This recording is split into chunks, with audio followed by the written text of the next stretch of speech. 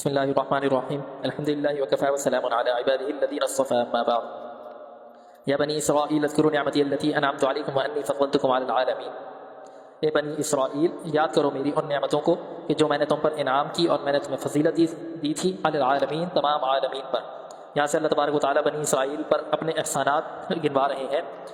بنی اسرائیل سے مراد یہود ہیں، یہود و نصارہ ہیں. یہود ہیں مدینہ منورہ کے اندر جب نبی علیہ الصلوۃ والسلام ہجرت کر تشریف لائے تو یہود کے دو بڑے بڑے قبائل موجود تھے، قریظہ اور بنو نذیر. بنو قریظہ بنو نذیر دو بڑے بڑے قبائل یہود کے موجود تھے. تو اللہ تبارک و تعالیٰ نے یہ مختلف قسم کے جو احکامات ہیں ان کے لیے بیان فرمائے ہیں. مختلف قسم کی وعیدیں اور بشارتیں جو مسلمانوں کے لیے ہیں تو یہ ان کے سامنے بیان فرما رہے ہیں. اور جب نبی علیہ الصلوۃ والسلام مدینہ منورہ میں تشریف لانے کے بعد جب ان کو دعوت دی تو انہوں نے دعوت قبول کرنے سے انکار کر دیا. تو اللہ تبارک و تعالیٰ یہاں پر ان کے اوپر جو اپنے انعامات کیے تھے، احسانات کیے تھے، ان کا تذکرہ فرما رہے ہیں کہ اے بنی اسرائیل یاد کرو میری ان نعمتوں کو. تو یہاں سے اللہ تبارک و تعالیٰ مختلف قسم کی جو نعمتیں ان پر بیان کی تھیں، برسائی تھی اللہ تبارک و تعالیٰ نے، وہ بیان کریں گے. بنی اسرائیل سے مراد یعقوب علیہ السلام ہے، کیونکہ یہ جتنے بھی ہیں یہود یہ یعقوب علیہ السلام کی اولاد میں سے تھے. یعقوب علیہ السلام کے 12 بیٹے تھے، جن میں سے یوسف علیہ السلام بھی تھے جن کو کنویں میں پھینک دیا تھا 10 بھائیوں نے مل کر. اور پھر ان کے بھائی جو تھے بنیامین اور یوسف، یہ دونوں ان کو ایک قافلے والے لے گئے تھے مصر کی طرف، اور یہ مشہور قصہ ہے. اور پھر وہاں جا کر اللہ تبارک و تعالیٰ نے ان کے اوپر جو انعام کیا تھا کہ ان کو وہاں کا بادشاہ بنا دیا تھا، اور پھر سارے بھائیوں کو بھی انہوں نے بلوا لیا تھا اور وہاں پر بادشاہت عطا کر دی تھی. لیکن جب ان کی آگے نسل چلنا شروع ہوئی تو اس نسل کے اندر انہوں نے یہ بادشاہت تھی ان کے پاس، یہ مصر کے اندر ان کے پاس ہر طرح کی نعمتیں تھیں اور بادشاہت تھی. لیکن جب ان کے اندر آگے چل کر بگاڑ پیدا ہونا شروع ہوا یوسف علیہ السلام کے بعد، تو اللہ تبارک و تعالیٰ نے فرعون جیسے بندے کو جو کہ غلام تھا اس کو ان کے اوپر مسلط کیا، جو ان کے بچوں کو ذبح کر دیا کرتا تھا اور مختلف قسم کے ان کے اوپر ظلم کیا کرتا تھا، جو ابھی اللہ تبارک و تعالیٰ بیان فرمائیں گے. تو وہ مختلف قسم کے ظلم ان پر کیا کرتا تھا. پھر اللہ تبارک و تعالیٰ نے موسیٰ علیہ السلام کو پیدا فرما کر اس کے ظلم سے نجات دلوائی اور ان کو حکم دیا کہ مصر چھوڑ کر شام کی طرف چلے جائیں. تو یہ لوگ پھر جب انہوں نے اس کو مصر کو چھوڑا اور وہاں سے پورا قافلہ جو مسلمان ہو گیا تھا، جادوگروں کا جو پورا قافلہ تھا بنی اسرائیل کا، جو موسیٰ علیہ السلام کے سامنے جادو کے سامنے بے بس ہو گئے تھے،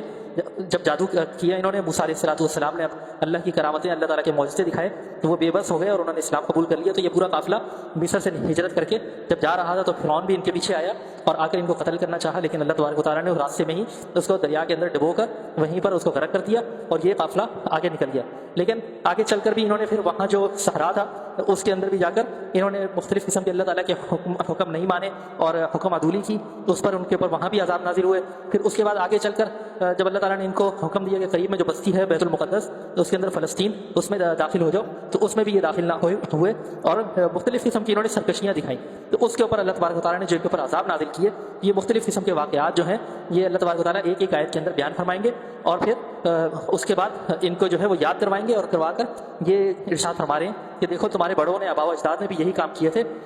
اور اگر تم بھی اسی طرح کرتے رہو گے تو قیامت تک کے لیے ذلت تمہارے مقدر میں لکھ دی جائے گی. تو یہ اللہ تبارک و تعالیٰ ارشاد فرما رہے ہیں یا بنی اسرائیل، اے بنی اسرائیل اذکروا نعمتی، میری نعمتوں کو یاد کرو، التی انعمت علیکم، جو میں نے تم پر کی تھی، وانی فضلتکم، اور میں نے تمہیں فضیلت دی تھی علی العالمین، تمام عالم پر. یعنی یوسف علیہ السلام کو جب بادشاہ بنا دیا تھا تو پورے عالم پر یعنی فضیلت دی تھی اور انبیاء کی اولاد میں سے تھے تم، تو یہ ایک فضیلت والی بات تھی. واتقوا یوما لا تجزی نفس عن نفس شیئا، اور یہ جو تم ایمان قبول نہیں کرتے اور نبی علیہ السلام کے احکامات کو تسلیم نہیں کرتے تو ڈرو اس دن سے، واتقوا یوما، ڈرو اس دن سے، لا تجزی نفس،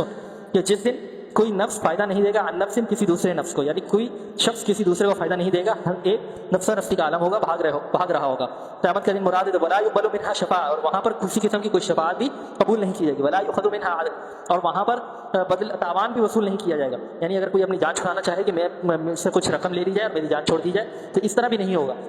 ولا هم ينصرون، اور نہ ہی وہاں کوئی مددگار ہوگا کہ ان کی مدد کی جائے، تو ایسا بھی نہیں ہوگا. یعنی وہ بہت سخت دن ہوگا، ڈرو اس دن سے. یہاں سے اللہ تبارک و تعالیٰ اگلی آیت سے انعامات شروع فرما رہے ہیں، تذکرہ شروع کر رہے ہیں. وَإِذْ نَجَّيْنَاكُم مِّنْ آلِ فِرْعَوْنَ، اور جب میں نے تمہیں نجات دی تھی آل فرعون سے، یعنی فرعون کی جو نسل تھی انہوں نے ان کو غلام بنا لیا تھا، تو میں نے تمہیں نجات دلائی تھی، یہ یاد کرو. آل فرعون، اللہ تبارک و تعالیٰ مخاطب تو ان کو کہہ رہے ہیں نجیناکم، ہم نے تمہیں، مراد تو مخاطب تو ابھی مدینہ کے یہود ہیں، لیکن نجیناکم کا مطلب یہ ہے کہ تمہارے آباء و اجداد جو اس وقت فرعون کے زیر اثر تھے اور ان کے غلام تھے تو ان کو ہم نے نجات دلائی تھی. یسومونکم سوء العذاب، جو تمہیں عذاب دیا کرتے تھے بدترین قسم کا عذاب. یذبحون ابناءکم، اور وہ بدترین قسم کا عذاب کیا تھا کہ وہ تمہارے بچوں کو، بیٹوں کو ذبح کر دیا کرتے تھے. وَيَسْتَحْيُونَ نِسَاءَکُمْ، اور تمہاری بچیوں کو، عورتوں کو زندہ رکھا کرتے تھے. اس کی وجہ یہی تھی کہ فرعون کو کسی کاہن نے یہ کہہ دیا تھا کہ ایک بچہ پیدا ہونے والا ہے اور جو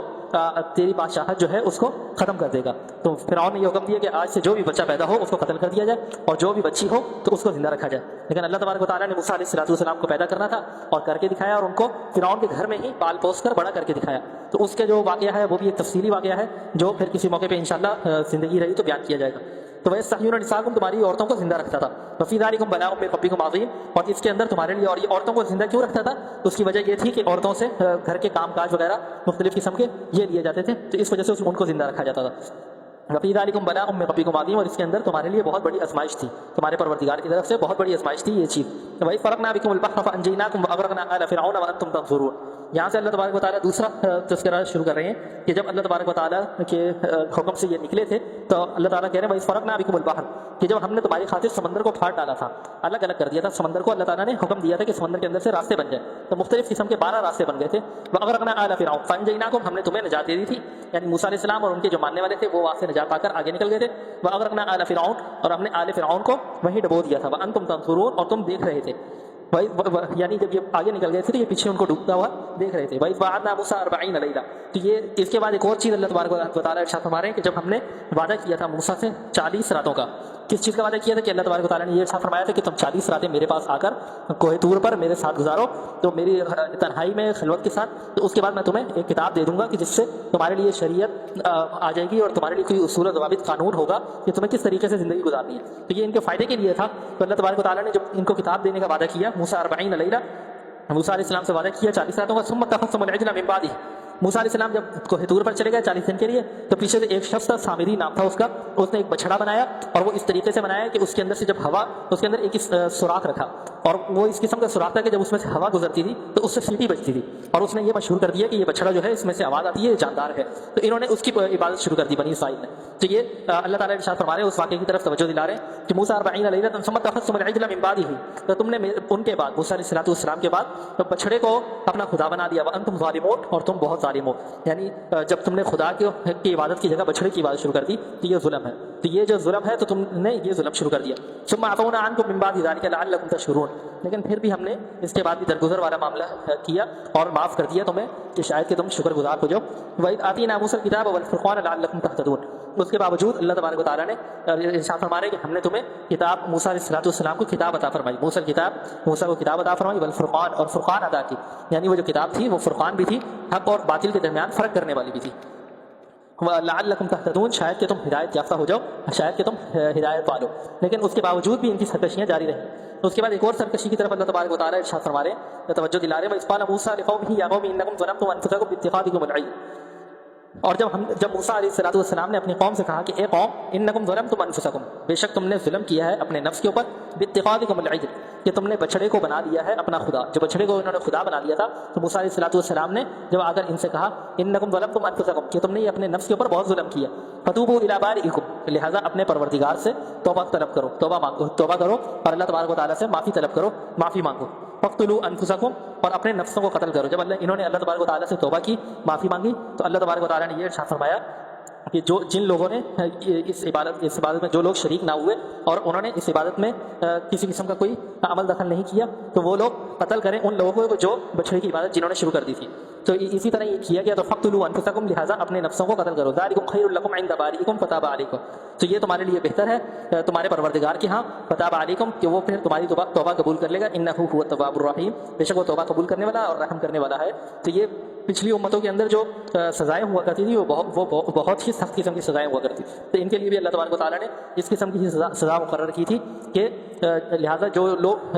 نبی موجود ہیں، نبی کی موجودگی کے اندر وہ کتاب لینے کے لیے اللہ تبارک و تعالیٰ سے کوہ طور پر گئے ہوئے ہیں، پیچھے سے انہوں نے بچھڑ کی بات شروع کر دی نبی کی موجودگی کے اندر، تو اسی لیے اللہ تبارک و تعالیٰ نے سخت قسم کی سزا دی کہ جو لوگ ملوث تھے عبادت کے اندر تو لہٰذا ان کو قتل کیا جائے، اور جو لوگ ملوث نہیں تھے وہ لوگ قتل کریں اپنے ہاتھ سے، تو اپنے ہی رشتہ داروں کو، اپنے ہی قریبی عزیز لوگوں کو اپنے ہاتھ سے قتل کرنا کس سخت قسم کی سزا اللہ تبارک و تعالیٰ نے ان کے لیے بیان کی۔